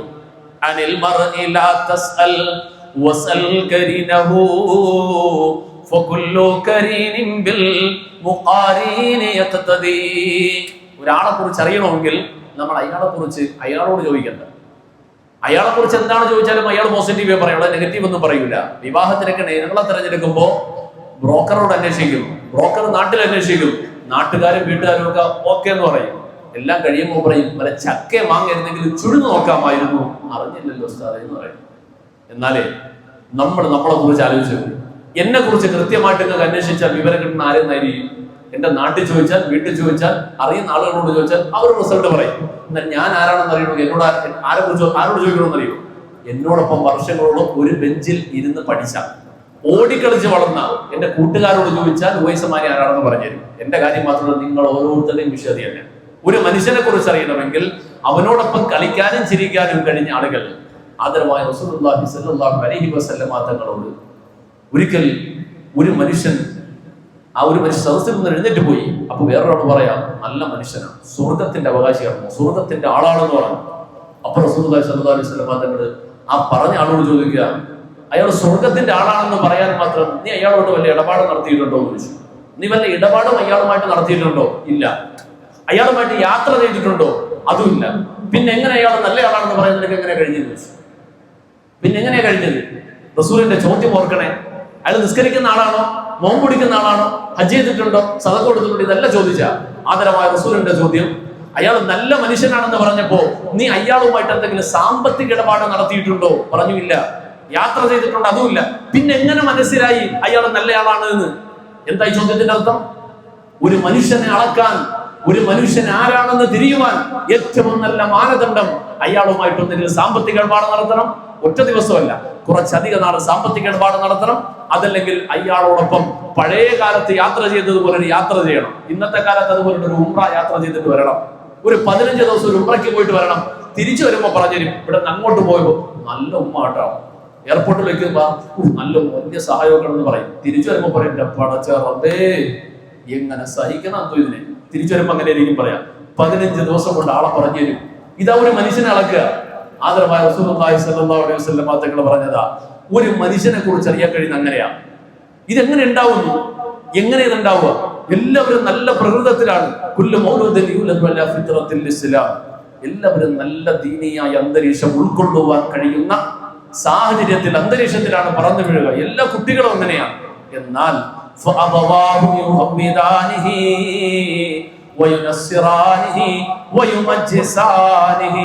അവരുടെ മാതാപിതാക്കൾ, മുതിർന്നവരായ ആളുകൾ, രക്ഷകർത്താക്കളുടെ റോളിൽ കഴിയുന്ന ആളുകൾ, അവരാണ് ആ കുട്ടിയെ ഹിന്ദുവാക്കുക, നസ്രാണിയാക്കുക, യഹൂദിയാക്കുക, മജൂസിയാക്കുക. അവൻ ഭാവിയിൽ ആയിത്തീരുന്ന രാഷ്ട്രീയ മത വിശ്വാസ ചിന്തകൾക്കൊക്കെ കാരണം ഒരുക്കപ്പെടുന്നതിൽ ഭൂരിപക്ഷവും അവരുടെ മുതിർന്നവരായ ആളുകളാണ്. എന്ന് പറഞ്ഞാൽ ഭൂരിപക്ഷത്തിന്റെ എന്ത് രീതിയാണോ അതാണ് അടുത്ത ആളിലേക്ക് പകരുക. ഞാൻ പറഞ്ഞതിന്റെ ആകെ ചുരുക്കം എന്താണെന്നറിയോ? നല്ല കോളേജാണ്, നല്ല വിദ്യാലയമാണ്. SSLCക്ക് റിസൾട്ട് എന്ന് വന്നു കഴിഞ്ഞാൽ ഇപ്പൊ തന്നെ തീരുമാനിക്കും എൻട്രൻസിന് വേണ്ടിയിട്ട് എവിടെ ആക്കണം, പാലയിലാക്കണോ, മലപ്പുറത്താക്കണോ, തിരുവനന്തപുരത്താക്കണോ എന്നാണ് അന്വേഷണം. എവിടെ ആക്കിയാലും വേണ്ടൂല, ഒറ്റ കാര്യം അന്വേഷിക്കേണ്ടതുള്ളൂ, ജുമായ്ക്കെങ്കിലും പള്ളിയിൽ പോകാൻ പറ്റുന്ന സ്ഥലമാണോ എന്നതിനാണ് ഒന്നാമത്തെ പ്രയോറിറ്റി കൊടുക്കേണ്ടത്. പാലയിലാക്കിയാൽ അടുത്ത വർഷം തന്നെ എൻട്രൻസ് പാസ്സാവും എന്നതല്ല ലക്ഷ്യം വരേണ്ടത്. എൻട്രൻസ് പാസ്സായാലും ശരി, പാസ്സായില്ലെങ്കിലും ശരി, ആദ്യം പരിഗണിക്കേണ്ടത് പള്ളിയിൽ പോകാൻ അവസരമുള്ള കോളേജാണോ, ക്യാമ്പസ് ആണോ, ഇൻസ്റ്റിറ്റ്യൂഷൻ ആണോ, ഇതാണ് ആദ്യം പരിശോധിക്കേണ്ടത്. അവിടുത്തെ അന്തരീക്ഷം എങ്ങനെയാണ്? രാവിലെ വൈകുന്നേരം കുർബാനയ്ക്ക് നിർബന്ധമായിട്ട് കൂടേണ്ട സ്ഥലമാണോ അല്ലേ? സൗജന്യമായിട്ട് എന്തെങ്കിലും കിട്ടുമെന്ന് പറഞ്ഞാൽ എന്നാ പിന്നെ കുട്ടി അങ്ങോട്ട് പോയിക്കോട്ടെ. ഇതല്ല ആലോചിക്കേണ്ടത്. തന്റെ മകനെ വീട് വിട്ട് കുറച്ച് ദൂരത്തേക്ക് പഠിക്കാനാക്കണം എങ്കിൽ ആ മകൾക്ക് പോയി നിന്ന് പഠിക്കേണ്ട സാഹചര്യമാണെങ്കിൽ അതിനേറ്റവും സുരക്ഷിതമായ അന്തരീക്ഷം അവിടെ ഇവിടെയുണ്ട്. അൽഹംദുലില്ലാഹ് ഇന്ന് ടൗണുകളിലൊക്കെ ഇതുപോലെയുള്ള കലാലയങ്ങൾ, വിദ്യാലയങ്ങൾ പ്രവർത്തിക്കുന്ന സ്ഥലങ്ങളിലൊക്കെ മുസ്ലിം സമുദായം അല്പമൊക്കെ ഉത്ഭുതരായിക്കൊണ്ട് പള്ളികളോട് ചേർന്ന് താമസ സൗകര്യങ്ങൾ ഒരുക്കി തുടങ്ങിയിട്ടുണ്ട്. ഹോസ്റ്റലുകൾ, വിദ്യാർത്ഥികൾക്ക് വേണ്ട ഹോസ്റ്റലുകൾ. അങ്ങനെയുള്ള ഹോസ്റ്റലുകൾ അന്വേഷിച്ചാൽ കിട്ടും. സിറ്റിയിലൊക്കെ മിക്കവാറും സ്ഥലങ്ങളിലുണ്ട്.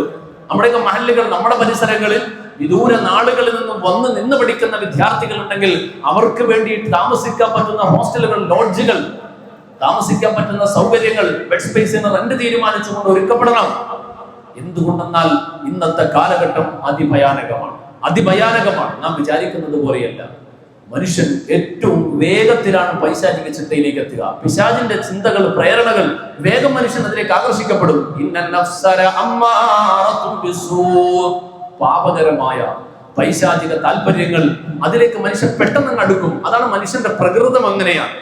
അങ്ങനെയുള്ള അന്തരീക്ഷത്തിൽ രാവിലെ മുതൽ വൈകുന്നേരം വരെ കഴിയേണ്ടി വരുന്ന ഒരു കുട്ടി, അവൻ താമസിക്കുന്നതും അവിടെ തന്നെയാണെങ്കിൽ താമസിക്കുന്ന സമയങ്ങളിലാണ് സന്ധ്യ മയങ്ങുന്ന സമയങ്ങളിൽ, വൈകുന്നേരങ്ങളിൽ, രാത്രികളിൽ തട്ടുകടയിൽ പോകാൻ ഇറങ്ങും, ചായ കുടിക്കാൻ ഇറങ്ങും, ജ്യൂസ് കുടിക്കാൻ ഇറങ്ങും.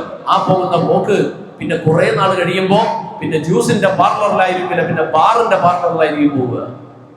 7ാം ക്ലാസ്സും 8ാം ക്ലാസ്സിലും എത്തിയ കുട്ടികൾ MDMA അംശം നുണഞ്ഞുകൊണ്ടിരിക്കുന്നു എന്ന വാർത്ത കേട്ടിട്ട് ഞെട്ടല് മാറാത്ത മലയാളികളാണ് നമ്മൾ. ഹൈസ്കൂളിൽ എത്തുന്ന കുട്ടികൾ അതിനു മുമ്പ് തന്നെ MDMA ഉപയോഗിച്ച് തുടങ്ങുമ്പോൾ MDMA സർവ്വസാധാരണമായി മാറണം. പട്ടചാരായത്തിന്റെ കാലം കഴിഞ്ഞ്, ബാറിന്റെ കാലം കഴിഞ്ഞ്, അതിനൊക്കെ അപ്പുറം ഇന്ന് ചെറുപ്പക്കാരെല്ലാവരും ഒഴുകുന്നത് വേറൊരു ദിശയിലാണ്. എല്ലാവരുടെയും സംസാരത്തിൽ, ചർച്ചയിൽ ലഹരിയില്ലാത്ത സ്കൂളുണ്ടോ എന്നായിരിക്കും അന്വേഷിക്കുക. ലഹരിയില്ലാത്ത സ്കൂളിനെ അന്വേഷിക്കണം, അങ്ങനെയുള്ള ക്യാമ്പസ് അന്വേഷിക്കണം. നമ്മുടെ മക്കൾക്ക് വേണ്ടി ഇന്ന് റിസൾട്ട് കണ്ടു കഴിഞ്ഞാൽ ഇന്നിടത്ത് എന്ന് അന്വേഷിക്കുമ്പോൾ ആദ്യം ഇത് തിരക്കണം. രണ്ടാമത് തിരക്കേണ്ടത് ആദ്യം ഈ ലഹരിയുടെ കാര്യം തിരക്കുക. അതേപോലെ അതിനേക്കാൾ ഭയാനകമായ ഭീകരമായ ഭീഷണിയാണ് ലിബറൽ ചിന്താഗതികൾ. ഇന്ന് സാമൂഹ്യ മാധ്യമങ്ങൾ എടുത്ത് നമ്മൾ പരിശോധിച്ചു നോക്ക്. സുബ്ഹാനല്ലാഹ്, ഈ ഉമ്മത്തിന്റെ പേര് വെച്ച എത്രയോ ചെറുപ്പക്കാരാണ്, എത്രയോ മുസ്ലിം നാമധാരികളാണ് പരിശുദ്ധ ദീനിന്റെ, ഖുർആനിന്റെ, ദീനിന്റെ അറിവുകൾ മനസ്സിലാക്കിയിട്ടില്ലാത്തത് കൊണ്ട് അവനവന്റെ അല്പജ്ഞാനത്തിൽ, അവനവന്റെ അല്പബുദ്ധിയിൽ നിന്നുകൊണ്ട് പരിശുദ്ധ ഖുർആനും ഹദീസും വ്യാഖ്യാനിച്ച് അതിന്റെ കേവല അർത്ഥം വായിച്ച് ആ അർത്ഥം അതേപോലെ പറഞ്ഞുകൊണ്ട് ഇതാണ് ഖുർആൻ പറഞ്ഞതെന്ന് പറഞ്ഞുകൊണ്ട് പരിശുദ്ധ ഖുർആനിനെയും ദീനിനെയും സമൂഹ മധ്യത്തിൽ കരിവാരിത്തേക്കുവാൻ മുമ്പിൽ നിൽക്കുന്നതിൽ മുസ്ലിം നാമധാരികളായ ചെറുപ്പക്കാരാണ്, മുസ്ലിം നാമധാരികളായ പെൺകുട്ടികളാണ്. അവരെവിടെ നിന്ന് വന്നു എന്ന് അന്വേഷിച്ചാൽ നല്ല ഇസ്ലാമിയത്തുള്ള കുടുംബത്തിലാ ജനിച്ചത്, നല്ല ഇസ്ലാമിക അന്തരീക്ഷത്തിലാ വളർന്നത്. അവര് മദ്രസയിൽ പഠിച്ചിട്ടുള്ളവരാണ്, അവര് ദീനീ കലാലയങ്ങളിൽ പഠിച്ചിട്ടുള്ളവരാണ്. എന്നാൽ എട്ടും പൊട്ടും തിരിയുന്ന പ്രായം കഴിയുന്നതിന് മുമ്പായിരുന്നു അത്. കാര്യങ്ങളെ തിരിച്ചറിയുന്ന പ്രായമാകുമ്പോ പിന്നെ അവർ പഠിക്കുന്നത് ഒരു മേഖല മാത്രമാണ്, ഒരു ശാഖ മാത്രമാണ് അവർ പഠിച്ചുകൊണ്ടിരിക്കുക. അത് കഴിഞ്ഞിട്ട് അവർ എത്തപ്പെട്ട വിദ്യാലയങ്ങൾ, അവരുടെ കലാലയങ്ങൾ, അവർക്ക് കൂട്ടുകാരായി കിട്ടിയ കൂട്ടുകാരുകൾ, അവരിൽ ലിബറൽ ചിന്തയുടെ അങ്ങേയറ്റത്തെ പ്രവർത്തകരായിരുന്നു. മനുഷ്യന്റെ ഏറ്റവും വലിയ സ്വാധീനം, താല്പര്യങ്ങൾ, വികാരങ്ങളുടെ താല്പര്യങ്ങൾ അത് പൂർത്തീകരിക്കുവാൻ ലളിതമായ മാർഗങ്ങൾ മുമ്പിലേക്ക് വെക്കപ്പെടുമ്പോ ലിബറലിസ്റ്റുകളായ തന്റെ കൂട്ടുകാരോടൊപ്പം അതിനുവേണ്ടി സമയം കണ്ടെത്തി അവസാനം ഏറ്റവും വലിയ ലിബറൽ വാദിയായി മാറി പരിശുദ്ധ ദീനിന് എതിരെ ശബ്ദിക്കുന്ന, സിന്താവ് വിളിക്കുന്ന ചെറുപ്പക്കാരായി കവലയിലേക്ക് ഇറങ്ങുമ്പോ പിന്നീട് അവരെ ഓർത്ത് ദുഃഖിച്ചത് കൊണ്ട് കാര്യമില്ല. ട്രാൻസ്ജെൻഡറുകളായ വേഷം മാറുവാൻ താല്പര്യം കാണിക്കുന്ന എത്രയോ യുവതികളാണ്, എത്രയോ ചെറുപ്പക്കാരാണ്. കഴിഞ്ഞ ദിവസം ദുബായിലേക്ക് നിൽക്കുന്ന ഒരു ചെറുപ്പക്കാരൻ നാട്ടിലേക്ക് മടങ്ങാൻ കഴിയില്ല. ആണായി ഇവിടെ ദുബായിലേക്ക് പോയി തിരിച്ചു വരുമ്പോ പെണ്ണിന്റെ പാസ്പോർട്ടായി മാറിയിരിക്കുന്നു. തിരിച്ചു വരണം, കുറച്ച് നിയമപരമായ പ്രതിസന്ധി നേരിടുക. ആണായി പോയവൻ പെണ്ണായി തിരിച്ചു വരാൻ പോവാ. ഹറാം, ഹറാം. എന്തുകൊണ്ട്? ചെറുപ്പത്തിന്റെ ആ കൗമാരത്തിന്റെ പ്രത്യേക സാഹചര്യങ്ങൾ കഴിയുമ്പോൾ തന്നെ അവരെ നയിക്കപ്പെടുന്ന ഏതോ അദൃശ്യമായ ലോകത്തിലേക്ക് അവരറിയാതെ മാടി വിളിക്കപ്പെടുകയാണ്. ഏതോ ഒരു ലോകത്തിലേക്ക് അവരെ നയിക്കപ്പെടുകയാണ്. അവരുടെ മുമ്പിലേക്ക് കൊണ്ടുവന്ന് വെക്കപ്പെടുന്ന കാഴ്ചകൾ, കേൾവികൾ, അതുമാത്രം ശരിയെന്ന് വിശ്വസിക്കുന്ന അന്തരീക്ഷത്തിലൂടെ അവർ സഞ്ചരിച്ചു പോകുന്നു. ഇന്നേക്ക് ഏകദേശം 35-40 കൊല്ലങ്ങൾക്ക് മുമ്പ് തന്നെ അന്താരാഷ്ട്ര തലത്തിൽ അതിൻ്റെതായ കുടിലമായ പദ്ധതികൾ ആരംഭിച്ചു എന്ന് കേട്ടാൽ നമ്മൾ ഞെട്ടലോടെ കേൾക്കണം. നമ്മളെ നിസ്സാരമായിട്ടാണ് പലതും കാണുക, വളരെ നിസ്സാരമായിട്ടാണ്. നമ്മുടെ സർക്കാരും പുതിയ വിദ്യാഭ്യാസ പരിഷ്കരണം നടത്തി. ആ വിദ്യാഭ്യാസ പരിഷ്കരണത്തിലൂടെ നമ്മുടെ മക്കൾക്ക് അടുത്ത തലമുറയ്ക്ക് പഠിക്കാനുള്ള വിദ്യാഭ്യാസ സിലബസ് ഒരുക്കുമ്പോൾ 6ാം ക്ലാസ്സും 8ാം ക്ലാസ്സും എത്തുന്ന കുട്ടികൾ അവർ 25-30 വയസ്സുള്ളവർ പഠിക്കേണ്ടതെല്ലാം പഠിക്കണം, പ്രാക്ടിക്കലി പഠിക്കണമെന്ന് സിലബസിൽ ചേർത്തിട്ട് പഠിക്കാൻ തുടങ്ങുക. എന്നാൽ ഇതേ സർക്കാരാണ് വിവാഹപ്രായം 18-ൽ നിന്ന് 21-ലേക്ക് ഉയർത്തിയത്. എന്താ പറഞ്ഞെന്നറിയോ? വിവാഹ ജീവിതത്തിൽ ദാമ്പത്യ ലൈംഗിക ബന്ധവുമായി ബന്ധപ്പെട്ട് പലതരത്തിലുള്ള പ്രശ്നങ്ങൾ, അതിനുള്ള പക്വത എത്തിയിട്ടില്ല എന്നാണ്. അതെ, ആയിക്കോട്ടെ, അതിന്റെ ചർച്ച വേറെ. എന്നാൽ 18 വയസ്സായ ഒരു കുട്ടിക്ക് ദാമ്പത്യ ലൈംഗിക ബന്ധങ്ങളെ കുറിച്ചുള്ള വിഷയങ്ങൾ പക്വത എത്തിയിട്ടില്ല എങ്കിൽ 8ാം ക്ലാസ്സിൽ പഠിക്കുന്ന കുട്ടിക്ക് പക്വത എവിടെ നിന്നുണ്ടാവുക? 8ാം ക്ലാസ്സിൽ പഠിക്കുന്ന കുട്ടിക്ക് ഇനി അധ്യാപകന് പ്രത്യേക ക്ലാസ് റൂം ഒരുക്കിയിട്ട് അവിടെ പരിശീലിപ്പിക്കണമെന്നുള്ള സിലബസ് ആണ് കൊടുക്കാൻ പോവുക. അതിന് അമേരിക്കയിലും യൂറോപ്പിലൊക്കെ കൊടുത്തു തുടങ്ങി. അവിടെ നമ്മളൊന്ന് കൊടുത്തു തുടങ്ങണമെന്നാണ്. അപ്പൊ അവിടെ കുഴപ്പമില്ല, ഇവിടെ കുഴപ്പം. അവിഹിത ബന്ധങ്ങൾക്ക്, ജെൻഡർ ന്യൂട്രാലിറ്റിക്ക് ഒരു അതിർവരമ്പുമില്ല, ഒരു അതിരുമില്ല. ജെൻഡർ ന്യൂട്രാലിറ്റിയുടെ കാര്യം പറയുമ്പോൾ അങ്ങനെ പാടില്ല, രണ്ടുപേരും ചേർത്ത് തന്നെ ഇരുത്തണം, ഒരുമിച്ച് തന്നെ കടത്തണമെന്ന് പറയും. എന്നാൽ 18 വയസ്സായി പറ്റത്തില്ല, അതിനപ്പുറം പോകണം. വിദ്യാഭ്യാസം വേണം, അറിവ് വേണം, ജോലി വേണം, വരുമാനം വേണം, നിലനിൽപ്പ് വേണം, ഇതൊക്കെ വേണം. എല്ലാം ഉണ്ടാകുമ്പോഴും ധാർമ്മികത ഉണ്ടാകണം, തിരിച്ചറിവുണ്ടാകണം, ആത്മീയത ഉണ്ടാകണം, മനുഷ്യത്വം ഉണ്ടാകണം. അതിനെക്കുറിച്ച് ഇവിടെ പഠിപ്പിക്കുക. PhD വരെ പഠിച്ചു പോയ ഒരുപാട് ഡിഗ്രികൾ, ഡബിൾ PhD ഉള്ള, ട്രിപ്പിൾ PhD ഉള്ള ആളുകളുണ്ട്. അവരോട് ചോദിക്കുക, അവൻ പഠിച്ചേക്കുന്ന അവന്റെ അറിവിന്റെ പാഠപുസ്തകങ്ങളിൽ എവിടെയെങ്കിലും എന്നെങ്കിലും എപ്പോഴെങ്കിലും അന്യന്റെ മുതല് അപഹരിച്ചെടുക്കാൻ പാടുണ്ടോ എന്ന് പഠിപ്പിച്ചിട്ടുണ്ടോ എന്ന് ചോദിച്ചാൽ അത് പഠിപ്പിച്ചിട്ടില്ല എന്ന് പറയും. 1 സെന്റ് ഭൂമിയുടെ ഉള്ളിൽ നിന്നും 1 ലക്ഷം മനുഷ്യരെ ഊട്ടാനുള്ള അന്തക വിത്തുകൾ മൊൺസാന്റയിലൂടെ എങ്ങനെ നിർമ്മിക്കാമെന്നതിനെ കുറിച്ച് പഠിപ്പിച്ചിട്ടുണ്ടാകും. എന്നാൽ മുമ്പിലെത്തുന്ന ഭക്ഷണ തളികയിലെ ഭക്ഷണം അത് ഹലാലാണോ ഹറാമാണോ നോക്കി കഴിക്കാവൂ എന്നുള്ള കാര്യം അവർ ഒരിടത്തും പഠിപ്പിച്ചിട്ടുണ്ടാവില്ല. പഹൽഗാമിൽ 26 പാവങ്ങളായ മനുഷ്യ ജീവനുകളെ കുരുതി കൊടുക്കപ്പെട്ടപ്പോൾ ആ മനുഷ്യജീവൻ കുരുതി കൊടുക്കുവാൻ വേണ്ടിയിട്ട് ഉപയോഗപ്പെടുത്തിയ ആയുധങ്ങളും സ്ഫോടക വസ്തുക്കളും കണ്ടുപിടിപ്പിക്കാൻ പഠിപ്പിച്ച സയൻസ് എന്തുകൊണ്ട് ജീവൻ എടുക്കുവാൻ മര്യാദയും നിയമങ്ങളും ഉണ്ടാകണമെന്ന് പഠിപ്പിച്ചില്ല? അവിടെയാണ് മനുഷ്യന്റെ ഉള്ളിൽ നിന്ന് ധാർമ്മികത നിയന്ത്രിക്കേണ്ടത്. മനുഷ്യന്റെ ഉള്ളിൽ ആത്മീയതയുടെ അറിവ് നിയന്ത്രിക്കേണ്ടത് അവിടെയാണ്.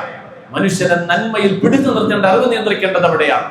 അതുകൊണ്ട് തന്നെ നമ്മുടെ മക്കൾക്ക് വേണ്ടി അടുത്ത വലിയ സ്വപ്നങ്ങളുമായി വലിയ വിദ്യാലയങ്ങൾ തേടിപ്പോകുമ്പോൾ ആദ്യം തിരക്കേണ്ടത് തന്റെ കുട്ടി പഠിച്ചു വരുമ്പോൾ, എന്റെ കുട്ടിയെ ഞാൻ എത്രയും കാലം 10 വർഷം 15 വർഷം ആ കുട്ടിയെ ഞാൻ കയ്യിൽ പിടിച്ചു കൊണ്ടു നടന്ന് പടച്ചവനെ കുറിച്ച് പഠിപ്പിച്ചു, നമസ്കരിപ്പിച്ചു, കൂടെ കൊണ്ടുപോകുമ്പോൾ ദീനിയായ വേഷവിധാനം അവനെ പരിചയപ്പെടുത്തി, അവനെ അന്തരീക്ഷത്തിൽ കൊണ്ടു നടന്നു.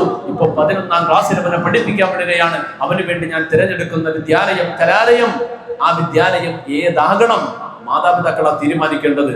ഇവിടെ ഒരു വിദ്യാലയമുണ്ട്, അവിടെ ലിബറലിസ്റ്റുകളുടെ വിദ്യാലയമാണ്. അവിടെ നിന്ന് പഠിച്ചു പൂർത്തിയാകുന്ന കുട്ടികൾ പിന്നെ നിരീശ്വരവാദത്തിലേക്ക്, യുക്തിവാദത്തിലേക്ക്, ലിബറലിസത്തിലേക്കാണ് പോവുക. ഭൂരിപക്ഷം കുട്ടികളും അങ്ങനെയാണ് പോയേക്കുന്നത്. എന്നാൽ ഇവിടെ വിജയശതമാനം കൂടുതലുണ്ട്. ആ വിജയശതമാനം വേണ്ടത് വെക്കാൻ നമുക്ക് കഴിയണം. ഒരു 5% വിജയം കുറവാണ് എങ്കിലും ശരി, തന്റെ കുട്ടിയെ താൻ ഏൽപ്പിക്കുന്നത് പോലെ ഇൻഷാ അല്ലാഹ് എനിക്ക് ആ കുട്ടിയെ തിരിച്ചു കിട്ടും. ഞാൻ മരിച്ചു പോയാൽ എന്റെ മുമ്പിൽ വന്നിട്ട് എനിക്ക് വേണ്ടി ഒരു ഫാത്തിഹ ഓതാൻ കുട്ടി ബാക്കിയാകും. പക്ഷെ 5% വിജയ സാധ്യത ഇവിടെ കുറവാണ്. അതായത് മാർക്കിൽ അല്പം കുറവ് വരും, ഏതെങ്കിലും ഒരു ചെറിയ കുറവ് വരും. എന്നാലും ആ കുട്ടി തനിക്ക് വേണ്ടി ആഖിറത്തിന് ഉപകരിക്കുമെന്ന് പറഞ്ഞാൽ ഞാൻ പറയാം, ഞാനാണെങ്കിൽ ഇതേ തിരഞ്ഞെടുക്കും. അവിടെ ഈ ഭൗതികതയെ മാത്രം നോക്കിക്കൊണ്ടുള്ള ആ വിജയ ശതമാനമല്ല നോക്കേണ്ടത്. നാളെ ആഖിറത്തിലേക്ക് ഉപകരിക്കുന്ന, ഞാൻ കിടപ്പിലായി കഴിഞ്ഞാൽ ആ കിടപ്പിലാകുമ്പോൾ എനിക്ക് വേണ്ടി ഉപകരിക്കുന്ന നിലയിൽ തന്റെ മുമ്പിൽ വന്ന് നിൽക്കുവാൻ കഴിയുന്ന ബോധമുള്ള മക്കളായ മക്കളെ ബാക്കിയാക്കണമെങ്കിൽ മക്കൾക്ക് വേണ്ടി നാം തിരഞ്ഞെടുക്കുന്ന വിദ്യാലയങ്ങൾ, അവരെ പഠിപ്പിക്കാൻ വേണ്ടി തിരഞ്ഞെടുക്കുന്ന വിദ്യാഭ്യാസം, അവർക്ക് വേണ്ടി നാം നൽകുന്നതായ കോഴ്സുകൾ, ഇതൊക്കെ നമ്മൾ തീരുമാനിച്ചിരിക്കണം. ഉന്നത വിദ്യാഭ്യാസം നേടണം, സർക്കാർ ഉദ്യോഗത്തിലേക്ക് നമ്മൾ എത്തണം. ഗൾഫിലേക്ക് പറക്കലല്ല, ഏതെങ്കിലും പ്രൈവറ്റ് കമ്പനിയിലേക്ക് പോകലല്ല, സർക്കാർ ഉദ്യോഗത്തിലേക്ക് എത്തണം. എന്തിനാ നമ്മൾ രഹസ്യമാക്കി പറയാം? കാസ എന്ന് പറയുന്ന ഏറ്റവും വലിയ ക്രിസ്തീയ വർഗീയ സംഘം, ആ വർഗീയ സംഘം അവര് ഭൂരിപക്ഷവും ഇന്ന് സവർണ ഫാഷിസത്തോടൊപ്പമാണ്. എന്നാലും ശരി, അവര് പറഞ്ഞു ഇന്നയാളെ ഇന്ന പാർട്ടിയുടെ തലപ്പത്ത് വെച്ചാൽ ഞങ്ങൾ അംഗീകരിക്കാം. വെക്കേണ്ടി വന്നു. എത്ര % ഉണ്ട് അവർക്ക് വോട്ട്? എത്ര % ഉണ്ട്? ഇന്ന് ചെറുപ്പക്കാര് പുതുതലമുറ മുഴുവൻ യൂറോപ്പിലാണ്. അവർ വോട്ടിടാൻ വരത്തില്ല. പഴയ തലമുറയിലെ കുറച്ചാളാ ബാക്കിയുള്ളത്. ഇന്ന് മുസ്ലിം സമുദായത്തിന്റെ വോട്ട് ബാങ്കിന്റെ 4/1 വോട്ട് ബാങ്ക് ഇല്ലാത്തൊരു ജനത, ആ ജനത കേരളം ഭരിക്കാൻ പോകുന്ന അല്ലെങ്കിൽ ഭരിക്കുന്ന ഒരു പാർട്ടിയുടെ മുമ്പിൽ ഇന്നയാളെ നിങ്ങൾ ഏറ്റവും വലിയ മേധാവി സ്ഥാനത്ത് വെക്കണമെന്ന് പറഞ്ഞപ്പോൾ അത് അംഗീകരിക്കുവാൻ നിർബന്ധിതരാകുന്നുവെങ്കിൽ അതാണ് അവരുടെ കെട്ടുറപ്പ്. എന്തുകൊണ്ട്? ബ്യൂറോക്രസി അവരുടെ കയ്യിലാണ്. മന്ത്രിക്ക് അവിടെ ഇരുന്ന് ഓർഡർ ഇടാനേ പറ്റുള്ളൂ. ഓർഡർ നടപ്പിലാക്കണമെങ്കിൽ ബ്യൂറോക്രസി തീരുമാനിക്കണം, സിവിൽ സർവീസുകാരൻ തീരുമാനിക്കണം, IFS തീരുമാനിക്കണം. അതിൽ മുസ്ലിം എവിടെ മുസ്ലിം? ഉന്നത ഉദ്യോഗങ്ങൾ എവിടെ മുസ്ലിം? ഉദ്യോഗങ്ങളിൽ, സർക്കാർ ഉദ്യോഗങ്ങൾ നമ്മൾ ഉണ്ടാകണം. നമ്മുടെ മഹല്ലത്തുകളിൽ ബോധവാന്മാരാകണം. നമ്മുടെ മഹല്ലത്തുകൾ കരിയർ ഗൈഡൻസ് സംവിധാനങ്ങൾ ഒരുക്കണം. വിദ്യാഭ്യാസ പ്രസ്ഥാനങ്ങൾ ആരംഭിക്കണം. നമ്മുടെ സ്ഥാപനങ്ങൾ നമ്മുടെ മക്കളുടെ ടാലന്റ് പരിശോധിച്ച് ആ മക്കളുടെ ബുദ്ധിയും കഴിവും അനുസരിച്ച് അവർക്ക് ഏറ്റവും ഗുണകരമാകുന്ന സെൻട്രൽ ഗവൺമെന്റിന്റെ ബ്യൂറോക്രസികളിൽ എത്തപ്പെടാൻ ആവശ്യമായിട്ടുള്ള വിദ്യാഭ്യാസം നമ്മുടെ മക്കൾക്ക് കൊടുക്കണം. ഇസ്ലാമിക അന്തരീക്ഷത്തിൽ അതൊക്കെ പഠിക്കാനും അതിലൊക്കെ എത്താനും അൽഹംദുലില്ലാഹ് ഇന്ന് എത്രയോ അവസരങ്ങൾ. സമുദായത്തിന്റെ പ്രസ്ഥാനങ്ങളെല്ലാം അതിൽ മത്സരിക്കുന്നുണ്ട്. അതിൽ ഏത് പ്രസ്ഥാനം? ഒരുപാട് പ്രസ്ഥാനങ്ങൾ അൽഹംദുലില്ലാഹ് ദീനി സ്ഥാപനങ്ങൾ, വിദ്യാഭ്യാസ സ്ഥാപനങ്ങൾ നടത്തുക, ദീനി അന്തരീക്ഷത്തിലൂടെ പഠിക്കാൻ. അങ്ങനെയുള്ള സ്ഥാപനങ്ങൾ നമ്മൾ പഠിപ്പിക്കണം. നമ്മുടെ മഹല്ലത്തുകൾ അതിൽ പ്രത്യേകം ശ്രദ്ധ പുലർത്തണം. മഹല്ലുകൾ നന്നായിട്ട് സെൻസസുകൾ നടത്തി നമ്മുടെ വിദ്യാർത്ഥികളെ കുറിച്ച്, കുടുംബങ്ങൾ, അന്തരീക്ഷങ്ങളെ കുറിച്ച് പഠിച്ച് ഓരോരുത്തരുടെ ഗ്രാഫിനനുസരിച്ച് കൊടുക്കേണ്ട എക്സ്ട്രാ ആക്ടിവിറ്റീസുകൾ, സഹായങ്ങൾ കൊടുത്തുകൊണ്ട് അവരുടെ മുമ്പിലേക്ക് കൊണ്ടുവരണം. ഒരു 10 വർഷം 15 വർഷം പരിശ്രമിച്ചാൽ ഇൻഷാ അല്ലാഹ് സമവാക്യങ്ങൾ മാറ്റിയെടുക്കുവാൻ നമുക്കും സാധിക്കും. അള്ളാഹു തൗഫീഖ് തരുമാറാകട്ടെ. എല്ലാത്തിനും ഉപരിയായി എവിടെ എത്തിയാലും ദീനിയായ മാഹൗന് നഷ്ടപ്പെടാതെ വളരുന്ന ഒരു തലമുറയെ സൃഷ്ടിച്ചെടുക്കുവാൻ അള്ളാഹു നമുക്ക് തൗഫീഖ് തരുമാറാകട്ടെ. നമ്മുടെ പരിശ്രമങ്ങളെ അള്ളാഹു അക്കൂട്ടത്തിൽ ഉൾപ്പെടുത്തി വിജയിപ്പിക്കുമാറാകട്ടെ. ആമീൻ ആമീൻ ആമീൻ യാ റബ്ബൽ ആലമീൻ.